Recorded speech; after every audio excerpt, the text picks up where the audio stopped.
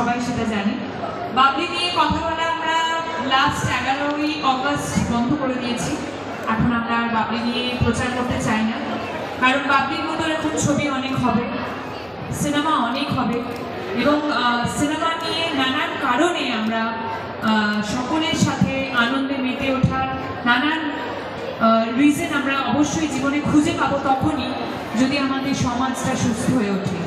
তাই আজকে এই আনন্দের জায়গায় দাঁড়িয়েও আমি সবাইকে এটাই বলতে চাই যে আরজি করের ঘটনা ভীষণই নিন্দনীয়, এবং এখনও এই মুহূর্তে দাঁড়িয়ে আমি আরজি করের জন্য বিচার চাই। আমি শিওর আপনারাও সকলেই নিশ্চয়ই সেই বিচার চান।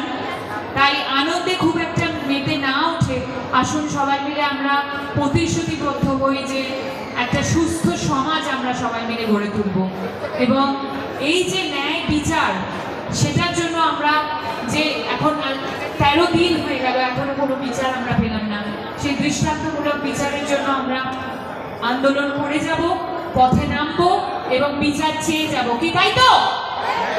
সো আরজি করের জন্য একবার বলতে চাই we want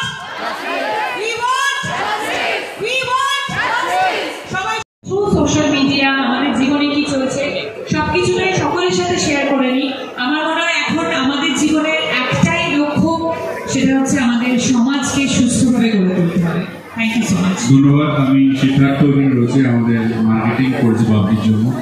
তো সরি সিদ্ধার্থ, আরজি সেলিব্রেটের সবাইকে আপনাদের সবাইকে সরি বলে দিচ্ছি। সত্যি কমিটমেন্ট না থাকলে হয়তো আসতাম না, আমরা না আসলে হয়তো এরা সবাই ভুল বুঝতো, কিন্তু অন্য কোথাও যাওয়ার মতো পরিস্থিতি আমাদের নেই।